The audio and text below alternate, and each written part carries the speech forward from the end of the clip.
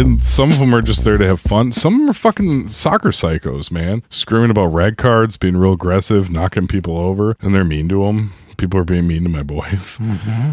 Second day, Max gets bumped by one of the asshole kids that's like really into the game. Comes over crying. He just keeps showing up, walking over to me crying.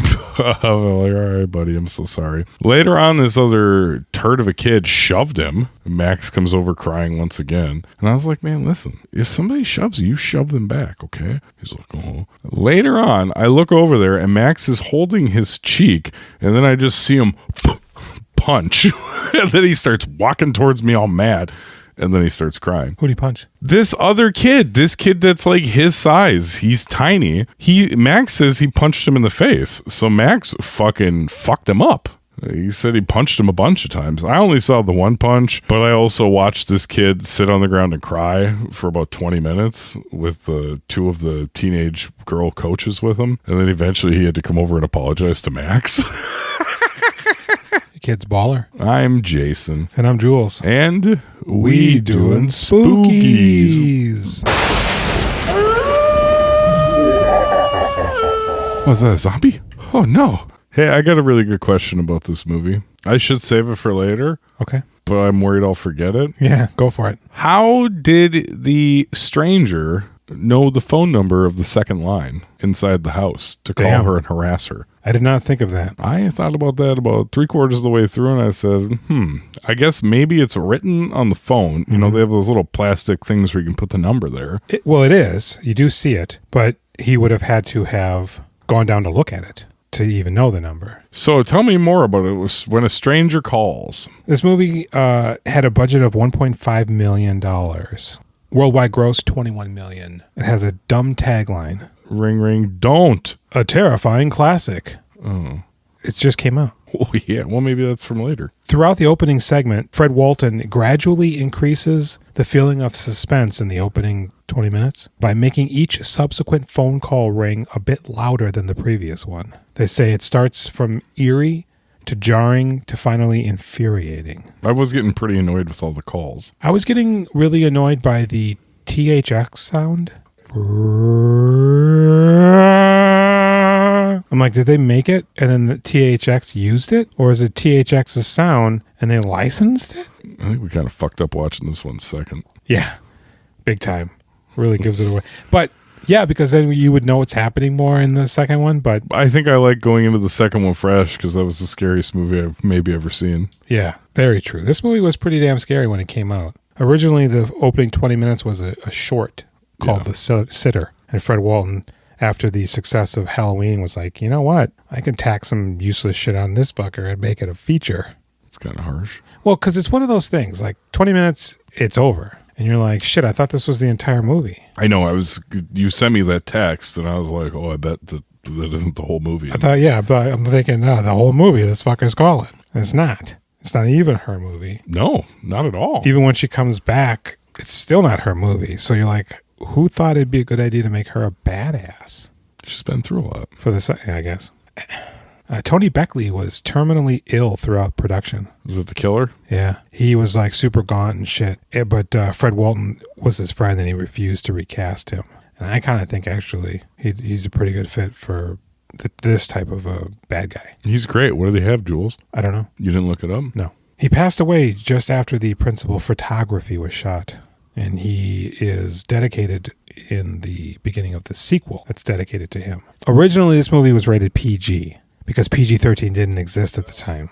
And the director of the MPAA, or the head of it, was like, this feels a little bit too scary for kids. So it's going to have to get the R rating. So it got the R rating, even though it depicts no real graphic violence. There's no boobies? There's no tits. I feel like I've seen some boobs in the last There's no Fs. There's no FAGs. There's no N's, surprisingly enough.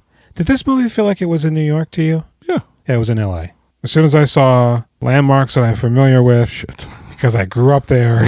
How would you recognize them back then? This is only 4 years before I was born. Right. But you didn't. So they're still there.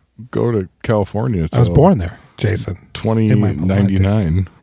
Though Jill Johnson is supposed to be a senior in high school, Carol Kane was actually 27 when they filmed this. Oh, funny. That's hilarious. But it does line up with her age then when we see her later in the movie.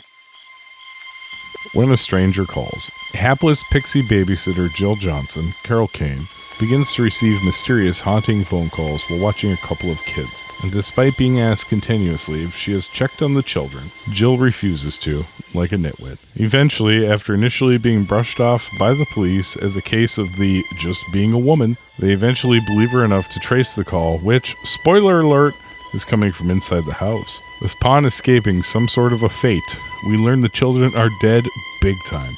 And the culprit, Kurt Duncan, Tony Beckley, is sentenced to the loony bin. Fast forward 7 years, and Kurt has escaped, causing the father of the slain children, Dr. Mandrakis, Carmen Argenziano, to hire the private eye that used to be a detective that was originally assigned to the murder case, John Clifford, Charles Durning, to track Kurt down and bring him to justice. And thus begins the remaining 1 hour and 10 minutes of the movie that nobody remembers because everyone in hindsight just assumes the entire movie is the Carol Kane bit, but in fact that shit is only the first 20 minutes. But you know what they say, beggars can't be choosers. In an era of no caller ID, everybody is when a stranger calls. Mm-hmm. I see the word ID and I just think take their social security cards, take their IDs. But seriously though, yeah, man, this movie, I'm into it. Obviously, I know what it is, the beginning, and it really, the sequel opening sequence mirrors this quite accurately. So much more compelling in the second one. Oh, absolutely. So much more. I'm pretty sure that the moms do have the same name, but it's the mom is in this Mrs. Mandrakis.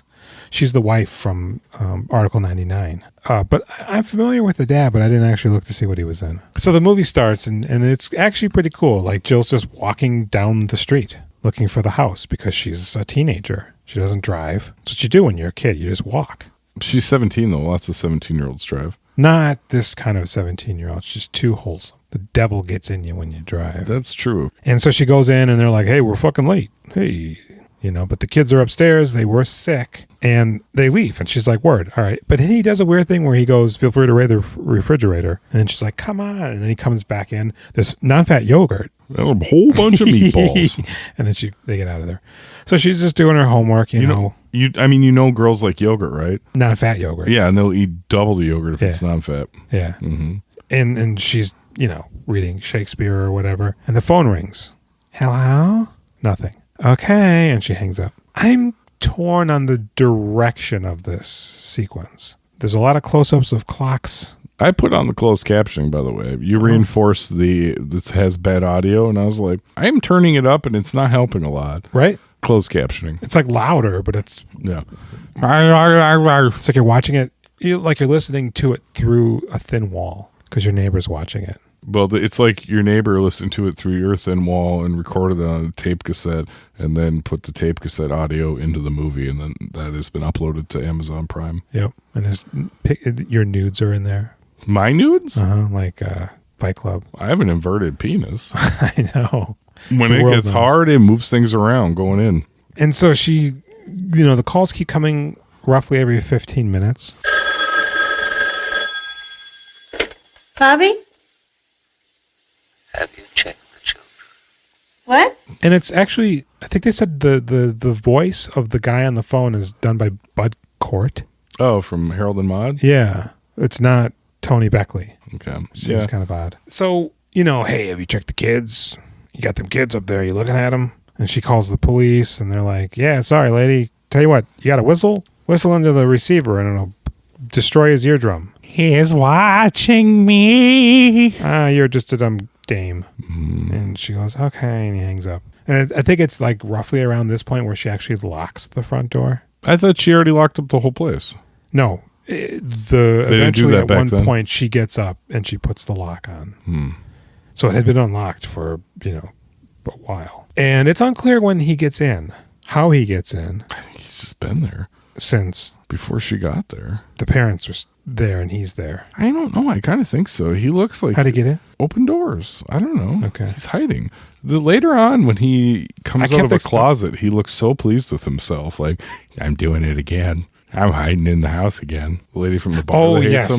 He looks very pleased with himself. He does, yeah. So, she calls the cops again and she's like, look, Jack, this is some straight dope. And he goes, I feel you.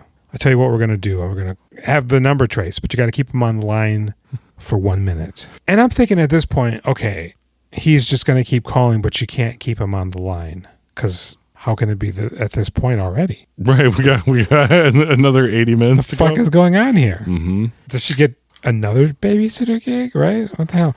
So that I timed it even. That call roughly from pickup to hang up is 1 minute and 52 seconds. I was like, that was definitely a minute. So I'm like, that's definitely like more than a minute. I mean, we're old people, so time goes by faster for us. Our perception of time is different. Well, it goes by faster for us, but when we're cognizant of it, we're on the fucking money. Okay.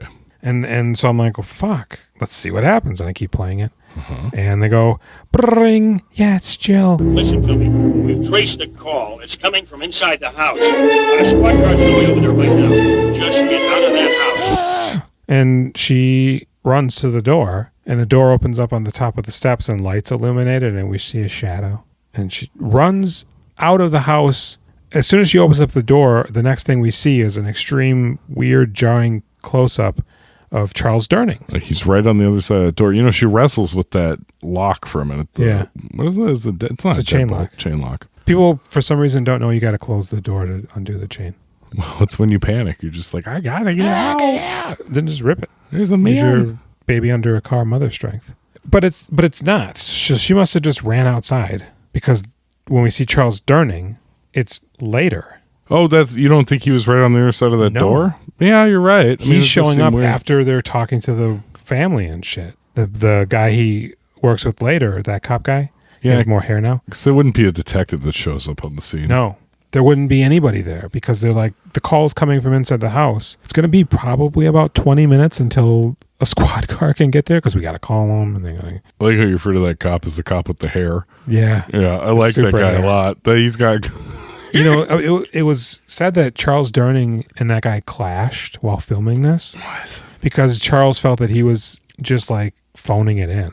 Which I don't know. Thought maybe it was just the time because his acting sucked. But so he said Charles kept making consistent eye contact during their scenes. And first he was just like, man, whatever. Then it got to him more and more. And he's like, yeah, I probably should take this a little bit more seriously. Yeah, I liked him. His baby seemed a little big, right? When he picked up that baby. What does that mean? It just seemed like it was too big of a kid. Wouldn't it just be an older kid that you would still pick up? Like, how big are kids in cribs? What age do you get out of a crib? When you can like stand and escape them. I feel like I was out of a crib when I was like 9 months. No, you're thinking of a bassinet. A bassinet's where you just lay there and you can't move. It's a much smaller crib. No, I'm thinking of like the bars. This kid seemed like it was like 2 or 3. He was a fucking almost like an adult size. But anyways, so he's like, yeah, it's totally fucked up, man. The guy just killed the kids upstairs and we found them bathed in their blood.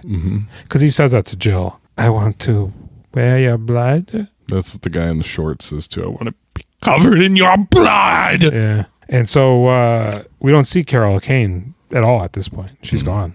She's gone, girl. And so Charles Durning is like, this is terrible. I got to talk to you for just a moment, to the parents.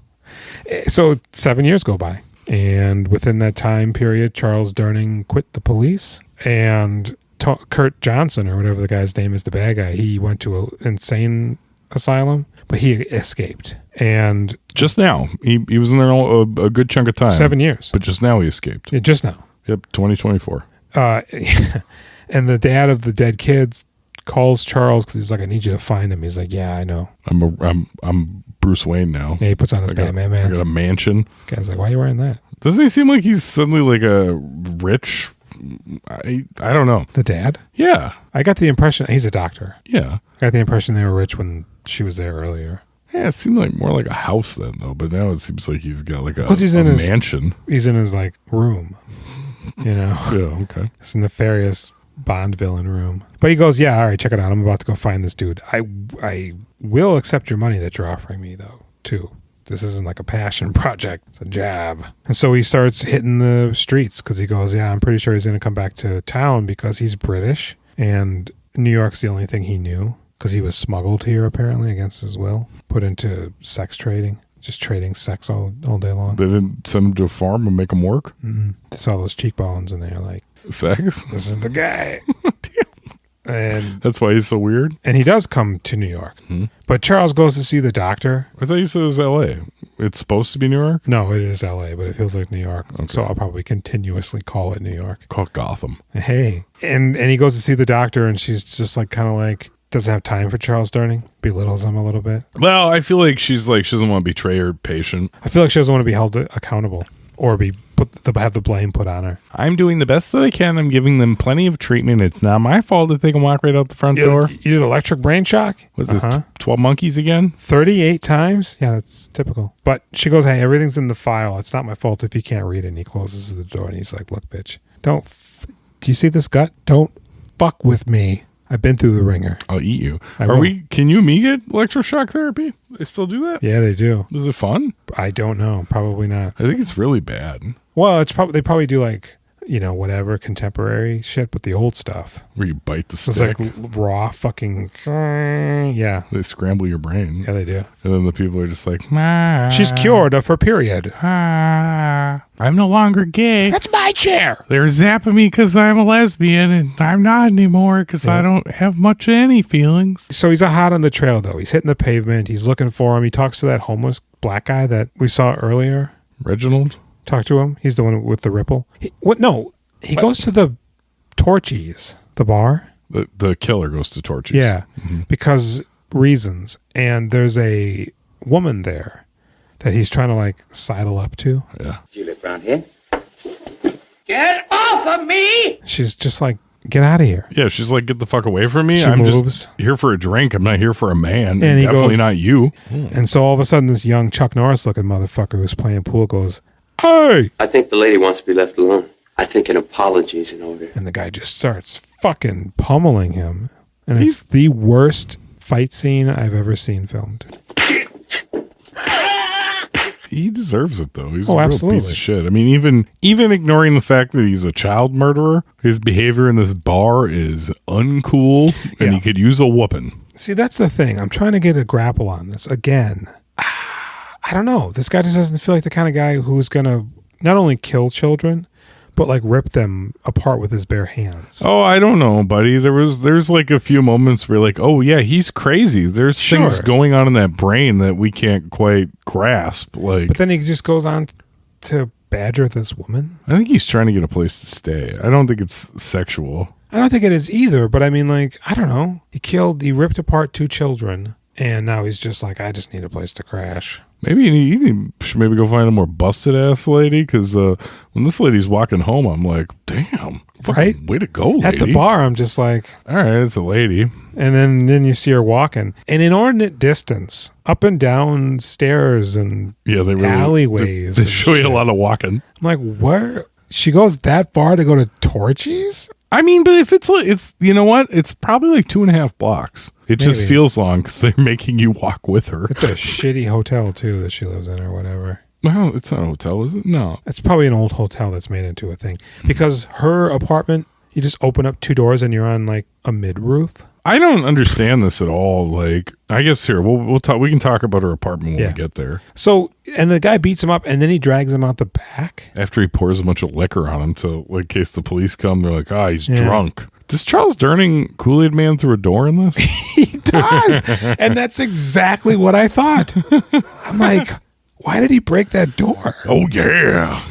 This bar was actually also in 48 Hours. Oh, it's a real bar then? Yeah, Torchies. It's not like Exotica. It's They fucking didn't real. build it on the soundstage in a convention center. No, Can we go there? It's gone. it's probably very much gone. What if it is still there? It's probably and an it's the H&M same. now. It is long gone. Let go of your dreams.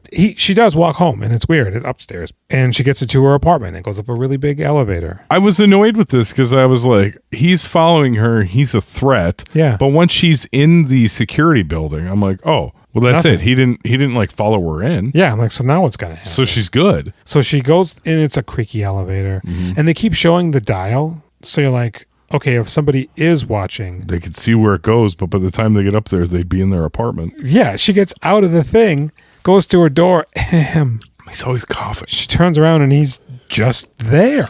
Oh, it's you. What do you want? I came to apologize. Listen, I'm the one who should be sorry. I didn't mean for that to happen. And she's like, oh, you. I know, right? She's not like, I'm getting in my apartment, What I'm the going to kill fuck you. are you doing, mister? Yeah, right. She's just like, hey, hun. He was putting off terrible flags in He's there. the worst. He seems so sketchy. He's probably clammy and cold. And she's just like, what are you doing? He goes, I wanted to apologize. And she's like, oh, word. Oh, my phone's ringing. I'd like to apologize to you, though. I'm so sorry. I'm just going to leave my door open while I go in and not give you any direction, like hang on or wait here. I know. I did notice that she didn't say, like, wait here, I'll be back. So, yeah. She goes into her apartment and she's on the phone. Oh, hey. And then you're surprised he's directly behind you. But not alarmed. She turns around. Oh, you're in. She seemed mildly scared. A little like, that's odd, but she just continues to saunter about, talking her flippity gibbets. And he sits down and he's like, how about we have coffee? And she's like, I don't know. It's late or whatever. My boyfriend's coming over. You better skedaddle. Well, maybe like tomorrow or whatever. And she's like, yeah, maybe. She kind of gives me Angelica Houston vibes here. When? Yeah. Can I get an exact date and time? She's like, just get out of here. And he leaves, but the door is ajar. So now she starts to walk down the hallway to close it. And the camera's like slowly zooming in. And then on the bottom left of the screen, you can see like somebody's sleeve come into frame. Oh, really? Yeah. There's another thing later on that I wonder if you saw. I mean, I don't see any of that stuff. Because this one's more blatant, but also adds a layer to the film that isn't intended, but is beneficial. It's very peculiar. So she closes the door and locks it. And then all of a sudden he's jiggling the handle. Mm-hmm. And you can hear him whispering a little bit. I didn't have subtitles on though. And a lot of times the subtitles are like children chattering. And I'm like, oh, I don't hear anything. What are you fucking talking about? Children chattering came up 3 times. It's like, what? Weird. It's the middle of the night for these characters, and I don't hear anything. We never see children again until the end of the movie. So Charles Durning catches wind of activities about this guy, and he goes to Torchy's. Mm-hmm. And talks to her. No, he goes to Torchy's, and the next thing they do, they cut to him pounding on her door. Right. It's like, hey. Right. Hey, open this door. Who are you? I'm Charles Durning. I'll come back with a warrant and jam you up. Can you show me your badge? Just open the door. And he bursts in.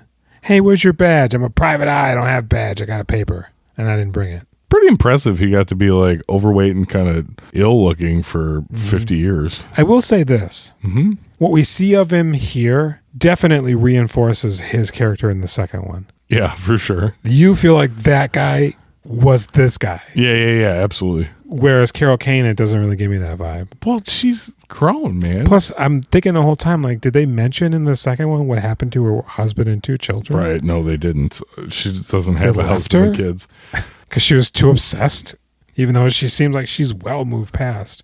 I think they just changed the character. Yeah, maybe. She decides, okay, I'm going to cooperate with you. We don't know that, but they're going to set up a sting operation. So she keeps going to Torchy's and nothing happens. But they steal my bit from my short horror film Hammer. Yeah. Where you see the closet move when she's not looking. And you're like, yeah, you came up with that. I did. Even though this is in the past. Yeah. I know about you, time traveler. They're always undermining me. And so he's there and he puts his hand over her mouth and grabs like her shank. I bet you his hands aren't clean. Yeah, he's a bum. He's busted up. He's dirty. You know, he's cleaning his own anus with his hand. Oh, he's a scooper rinser? He's a scraper. Oh, man. With his nails. Yeah. And then he gives you that handshake later. Oh, like, jeez. Oh, this is going to follow me all day long. Oh, man. Really palms that chocolatey pretzel and gives you a piece, and then he gets sick later. Yeah. He catches up with her, and he puts his hand over her mouth, like, don't scream. He doesn't seem actually like he's going to harm her intentionally. He doesn't seem like he's going to rape her. He feels dangerous. He doesn't seem like he's going to kill her, but like, he's gonna. You think so? Yeah. I got the What do you feeling think is he going to just happen wanted some here? Nescafe and chill. No. Talk about life. I don't But think either way, Charles Durning is onto him, and he got his lockpick. Because earlier in the movie, when he saw the detective who's now hair thinner a little bit, they thinned his hair. Charles Durning goes to him in his police office. Oh, I love this part. From here on, I go it alone. Why, take a chance on it, Cliff? We'll let you have the credit. No. I'm going to kill him, Charlie. Look, you better go on home, Cliff. You're falling in. No. Not this time. This is the case that makes up for a whole career. If you don't understand that now, you will in a few years. What are you going to use? Lock needles. I thought he was going to like really take his time, which I was excited about. Yeah, you see them. They're like fucking knitting needles. I got this revenge problem. I get really excited about revenge movies. Me too. So Especially when it's accurately justified. Yeah. So it would have been really exciting to watch him take this guy apart. I don't feel like this is accurately justified. He killed those 2 kids. Sure, but that's it. Charles Durning, that was just his job. You think that haunted him? They captured him immediately and put him in a penitentiary. He ripped them apart with his bare hands. Yeah, it's gruesome as shit, but Charles wasn't there to find them. But that's like against the agreement of mankind. You can't do that. What he did was bad, but it wasn't like... They were Charles Durning's kids? Yeah. Nah, I'm with Durning on this. Dr. Mandrakis should be the one. He should call him up. Hey, Manny, when I get him, you want to be there? You want to do this together? You know that lock pin? He threw it like a dagger later. Yeah. And leaves it there. And it goes through wood. It seems a little... You kind of really tipped your hat there. But he does use it to get into her apartment. So you know he has them. Tipped your hand? Yeah. The hat. No. My lady. Oh. And so he chases them outside, but he gets down a ladder. Charles Durning's like, fuck that. I couldn't imagine that he was keeping up with them. I was like, are you serious now? You This one guy's scrawny and skinny, and Charles Durning's me. After he gets done running after him a little bit, he's just like, and he puts his hand on a tractor trailer or something. Yeah, you got to let the heart rate slow down before you die. So he goes to a mission to stay. Charles Durning just gets in to murder this man. Mm-hmm. So either he identifies himself and gains access, which will make him culpable when a body is found, or he just slipped somehow into this place. He's got the lockpick. But Kurt's onto him. We saw him naked briefly. I mean, you don't see his peener. No, but he is naked. He is naked. Yeah. Mm-hmm. You do see his butthole. He's got it peeled. And his abdomen. Mm-hmm. And so he's like, oh shit, somebody's in here flashing lights on people. I better get out of here. But I'm going to take a time to put my pillow under the blanket so it looks like I'm sleeping. I mean, the split-second move. It's completely unnecessary. You make it sound like it took him 3 minutes to pull that ruse off. It just seems like he would just leave. Yeah, because he's crazy. And not. Well, he's got to be put So now down. Charles is chasing him through the back hallways of what feels like a castle. He's a mad dog. It's so big. I thought it looked like the bottom of like a sports arena where they have concerts and stuff like underneath, like the tunnels. Yeah. That goes down apparently. There's 2 floors below that because he comes out of there and goes down the stairs when Charles Durning goes Kool-Aid Man on the door. Oh. And what? Is it a separate building where all those men are? They run into a different area? No, this is the same building. Is it? Are they He's banging on doors and shit? Are these like single occupancy? Are these like the poor people? You can get like it feels like the room, Y, shared bathrooms, and then a mission attached to it, so you can hang out with all the boys. But then all the men just show up and block the way. Yeah, get out of the way! Get out of the way! We're all so tired. Why were we woken? Some other random guy fell down the stairs with the bad guy. You think they'd be mad at the bad guy? Yeah, especially if somebody's yelling, "Hey, stop him!" I'm gonna lean towards that guy's the bad guy running away. Yeah, because we're all here, and if the other guy's the bad guy, we're still all here. And we should stop this dude. And he's saying, "Stop that guy." Yeah. So we should probably, because even if he's the bad guy, we can beat him up. If Charles Durning turns out to be the bad guy after we stop this guy, but stop him. So he's a gone. child murderer. That might have done it. He's out of the way and gone forever. He's a gone girl. He is a gone girl, like you said earlier about somebody else. And Charles at this point is just like, "Fuck. What am I gonna do? I fucked it up. I suck at this. Why is the fat guy trying to do foot chases? Yeah. It's not a good idea. This is where Carol Kane resurfaces because Kurt is reminded of her. Oh, yeah, that flashback that he has. It's interesting because first when it showed her looking up the stairs at him, I was like, that didn't happen. But I was like, no, I think it did because when she was trying to open that door, she was looking up there. That's nice that we got that from his perspective. She looks scared. Do you know why he goes back to her? He saw her in the paper. Is that when he picks that paper up out of the completely ground? like random piece of paper, sees her picture, and he's like, "Oh, charity." We don't function. see him see her picture. No. But you see the picture in the paper later. Yeah, because you're like, well, at her house. There's no way he could find her. He doesn't know where she is. Why would he? Right. He doesn't care. But then they lift whatever it is off the paper. You're like, oh shit, she's in the paper with her name. I'm pretty sure that's an insert shot filmed later. Yeah, it makes because sense. all you see are legs and hands. Right? You don't see him. his face. You just see him bend over and pick up a piece of paper off the gutter. A random piece of paper that just happens to have Jill's picture in it. The newspaper.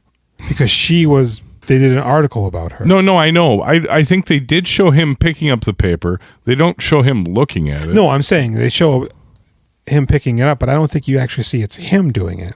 You know it's him because it's the clothes, but I don't think you see his face. Oh, I thought it was him, but okay. Kind of felt like maybe it was. Movie magic. Me, it sort of felt like, hey, how do we get, he picks up newspaper. So yeah, she's in the newspaper for some reason, and he saw it miraculously. And even though, I mean, you're making blankets out of newspapers every night. I guess he uses a phone book to find her address because that wouldn't be in the newspaper. No, they would never have address in there.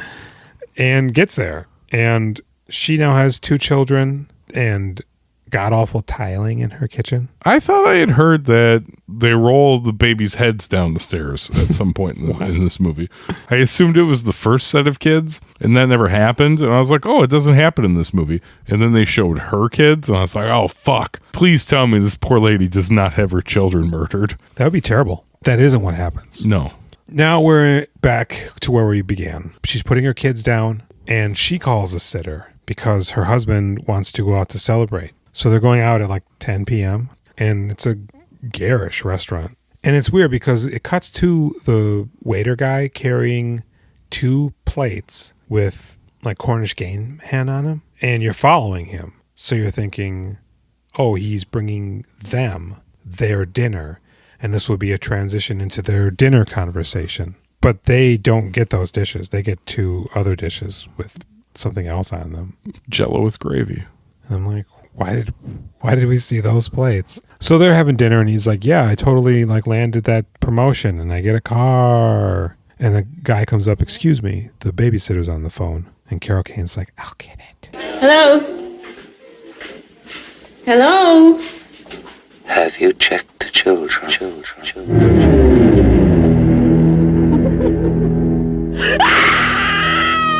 And everybody rushes over, and her husband, get out of the fucking way. That's my wife. Yeah. What is it, darling? It's the killer. Kurt Dipschmiller's back. He's out of jail. He's like, what do you mean? You didn't actually tell me that part of your life because it's not really that important. He cut off the baby's heads and rolled them down the stairs. So he calls the house, babysitter, are our children all right? Yeah, they're totally fine. I checked out them like 45 minutes ago. That's not good enough. You need to go look right now. The wife makes him do that. Carol Kane does. And then everybody's like, what's going on with this lady? And then the phone gets hung up while she's going to look out for him. So Jill! The cops come in because apparently she was so frantic. Somebody independent of the phone that we see, which is probably the only phone other than one maybe in an office somewhere, calls 911. And the police are dispatched and arrive within 4 or 5 minutes. Yeah. Well, they probably daisy-chained telephone game where like one person's like, call the police, call the police, call the police. And it made its way all the way to the police because there was a guy standing next to them. And so they go, let's go. And they throw so they throw their sirens on and they race home, and the parents are with them. Carol Kane's one of the parents. And they go upstairs, and the babysitter's like, what's happening? And the kids are fine. Like, get out of here. We'll pay you later. Yeah. Just get out. It's weird because they do layer conversations. So you hear that, but her talking to the kids at the same time. So you're like, this is Robert Altman got his move from. Yeah. So they're all nestled at home now. Carol Kane's got her old lady Santa Fe 90 on, and the husband, he goes, I've got a shotgun. You know I'm a light sleeper and a damn good shot. Sorry to be putting you through all this. Can I tell you I have a huge problem with this? Similar problem to we had with the sequel, which to our 3 listeners, that comes out tomorrow. She leaves their room. If you are so deathly worried about your children, either they come sleep with you or you sleep in there. You get into the bed with the daughter because she's the younger, smaller one. You barricade the fuck out of that room. Yeah. Take their social security cards, take their driver's licenses. Our room. Yeah. And none of us leave it. Although apparently they have 2 doors in there that are lead to creepy. So the husband's like, hey, I've got a shotgun. It's fully loaded. I'm a light sleeper and a good shot, baby. And you know that. I lay that dick down real good. That's why we got these 2 dummies. So she's like, okay, I'm going to go make some tea, though. She goes down and she starts making that tea. She's got all these wicker baskets hanging from the ceiling. Hell yeah, bro. But they're like 15 feet up, so it's Fuck like yeah. you can never just grab one to use one. No, so it's they're just 1970. decorations. What are you using wicker baskets for? Placing bread. Like fresh loaves? Yes. Now let me ask you this. Clearly that call to the restaurant wasn't your imagination. No. You're in your kitchen, and some lights just went out. What does she do? She just looks and turns on the light above the kitchen. Guess I better go to sleep. The stove. It's like, what the fuck? This lady is the lady from When a Stranger Calls Back? She learned her lesson, I man. don't think so. So she goes upstairs, and It's she's like 15 years later. She goes up to her, she goes up to the room, and the boy is sleeping, and he's got like a sugar daddy stuck to him. Mm-hmm. And she goes, Bobby, where did you get this? I'm an idiot. And so she goes to the closet. Well, didn't you? It really made it seem like he was in there. There was a door creak or a floor creak. There was a floor and it makes you think he's in there. And I was like, holy shit, I think he is. And it's not ajar, but it's also not fully closed. But there is no break in the seal. It's not latched, but there's no break in the seal where you could see through a crack. So it does seem like maybe somebody could be in there. Mm-hmm. And she opens it up, and there's like barely anything in there. I was so ready for this. I was like, what do you do with these kids? Like, I guess you wait until the guy appears and then maybe give them instructions to run to daddy. But I don't think Mom, so. you got to kill him. So she goes back to the bedroom. All's well that ends well. She's talking to her husband. And all of a sudden, Kurt starts talking to her. You can't see me. But I had to come back. Don't you know why? He's actually just in bed right next to him. Oh, I'm sorry. So there's a scene during her just like walking around, not sure if anything's bad going on in the house, where we see outside of the house, right? And that's when they add that THX sound for like the third time. Bottom corner, there's a guy by some garbage cans who is incredibly well lit. So when it cuts to the exterior shot of the house, he's bent over and standing up, and then he folds his arms and he stands there. I think he was a member of the crew adjusting a light, but they shot it so wide, you see him clear as day. There's a man there. Yeah. So I'm like, oh shit, is that Kurt? But they don't do anything with that. So I'm thinking, no, Kurt's already in the house. That's just a crew member. I guess you better remove Avi and slow it down for me. That's fucking weird, man. Oh shit, I was gonna say something about this. Also, also Charles Durning is like, he hears about the incident maybe. Hello, Cliff. I think I got something for you. And he's trying to get a hold of Carol Kane. He's calling her and the phone line's been cut. He's not getting through, and the operator, she goes, oh yeah, that line seems like it's been disconnected. And he goes, well, why am I not getting the recording? She goes, well, maybe it was freshly disconnected and the recording hasn't been added yet. Is it possible a killer cut the phone line? Maybe Charles Durning. But that's unlikely. Yeah.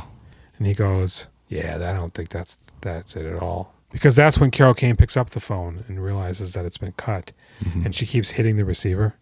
And she keeps rotary dialing and hitting the receiver. Hello? It's like, it's cut. Or at the very least, not working. Why do they do that in the movies? Somebody's like, you better do what I say. And they hang up. Hello? Hello? They hit the receiver 3 times. Hello? Maybe, yeah. When would hitting a receiver after a phone call and re-engage the phone call? I mean, you're taking out the Nintendo cartridge, blowing it, and putting it back in there. So the guy reveals himself, and he's beating on her, and he's tearing her dress, and I'm thinking, are we going to see her breast? It wasn't her husband next to her. It was him. And when he spins to her, he looks like a wild animal. It's pretty scary looking. Yeah, and then all of a sudden, he's in front of her on his knees. She's on her butt with her back against a wall. Goosh, goosh, gunshots. Well, he's winning. He's going to kill her. And then a third gunshot, and he falls back. From whence did those bullets come? Through the wall? Or did he shoot him from behind and risk killing Carol Kane? Yeah, I think from behind. That's where he is. Because we don't see where he is. He just falls, and then they establish Charles Durning is there. Yeah. And he approaches her. So if he shot him from the front, that's impossible. If he shot him from the back, he would kill Carol Kane. Well, maybe he hit those breastbones real good. But she's fine, and everything's fine. And the movie abruptly cuts to an exterior shot of the house, and they superimpose a black and white image of the killer's eyes in the sky, looking down upon the house like it's Dracula That or was something. stupid. I didn't like that. But also, you forgot to mention Charles Durning also like grabs him by the head and puts the gun up in his face. He's gonna kill him again. If he is still alive, he's gonna fucking blow his brains out. Yeah. Charles Durning's a bad motherfucker in this. Yeah. His mission to murder, I applaud But wonderfully. like you see him doing the shoe leather footwork, showing pictures, asking people, I love that. bribing, being a little aggressive, you know. I think that's really dope. Man, you need a team though. You really need at cannot. least one other if it's guy. just you chasing a transient that doesn't even have an address, you know he's going to Yeah. go back to. He's always going to squirrel his way away. Well, and you know he gets on the bus and goes to where he's going and gets off, right? Because you just see him walking. Or maybe like in the movie Bad Boys, the original Bad Boys, he gets underneath the cars and holds on to the bottom parts while people are driving. Free ride. Is that what they call it? You ever see that? We already talked about you seeing the original Bad Boys. No, I haven't. So the movie's over, and it's not scary. I didn't find the opening scene to be nearly as effective as the one in the sequel. Not at all. I really just the like slow open of the door up top of the stairs I found unnerving. Yeah. But not even really all that scary. Yeah, no, we blew it watching the second one. I mean, it's definitely incredibly more macabre that he literally just rips the kids to pieces. Yeah. I think this movie's actually really dope, dude. I think this guy it's a well-made 70s movie. I think it's a very compelling like detective movie. Fred Walton, is that his name? We should I'm tweet him. thinking Watch all of his movies? Yeah. Or at least look to see what else he's done. Monster Squad. Did he? I'm pretty I sure. watched that shit again. Yeah. Nah, this guy's good. Yeah. He makes good movies. It's very competent. Things happen and you're like, oh, okay, that's that, to this, to that. I feel like people don't like the procedural element of these two movies, and I think they're kind of great. I think I think the opening segments kind of undercut the movie because they're not that. It's not a slasher. How amazing is it he did a sequel and it's a completely different movie with like hints of the same thing? Yeah. But it's completely different Yeah. and it's better. I'm curious to see what they did with the remake. Oh, it's supposed to be dreadful. But do you know what? Are you also thinking it's probably all set in the house? Yeah. There's no way they do the detective That's exactly stuff, right? what I'm thinking, right? Is that it's all in the house. No fucking way they do the rest. No way. Especially, given like the actress, and I don't know, it just feels like this is, and there will be a moment where it's a cat and mouse in the house. Yeah. Right? He's out and about and she's going through cabinets or some shit.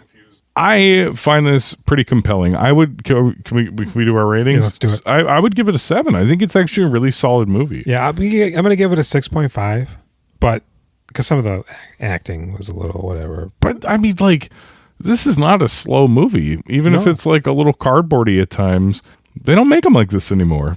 Showing a lady fucking take 3 minutes to walk home, the atmosphere of that's wonderful. Even if you're like, why am I watching this? It's great. Yeah, because it's weird because you know she's being watched, but they're filming it in a way that doesn't suggest she's being watched. But at one point, I'm like, is she going to spot him following her when she's going up those stairs? Yeah. It's like, is she going to catch a glimpse of him? She hits that old man who's passed out on the floor. Yeah. Get the fuck out of here. Yeah. What do you give? Spookometer? Oh, wait, what? Yeah. Did it give you a spooky feeling at all?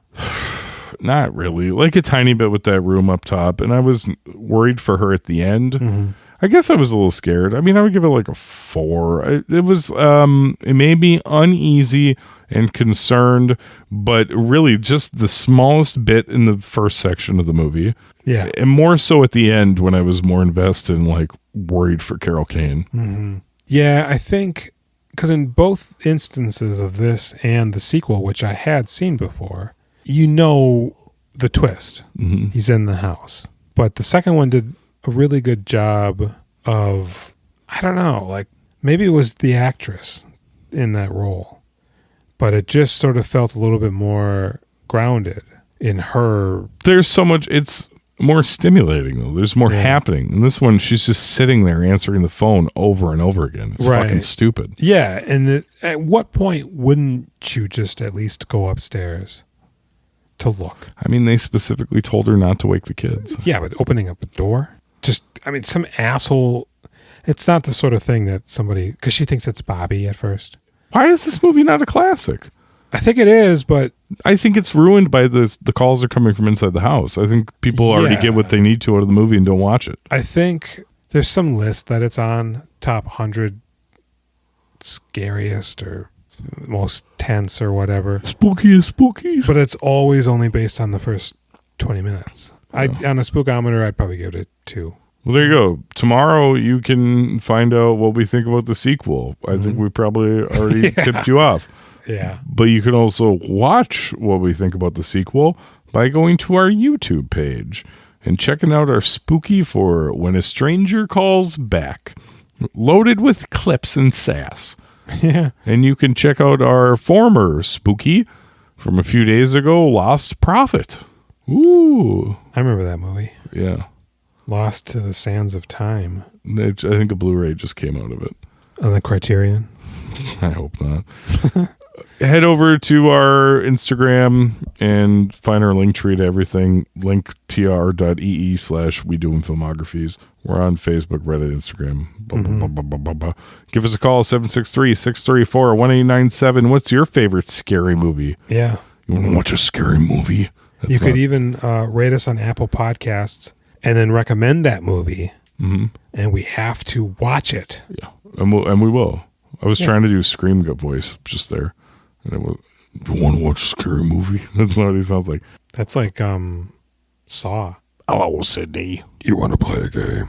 I'll come in peace. Is that everything? Go to the Now Playing Network. Yeah. NowPlayingNetwork.net. Yeah. Give those guys some likes.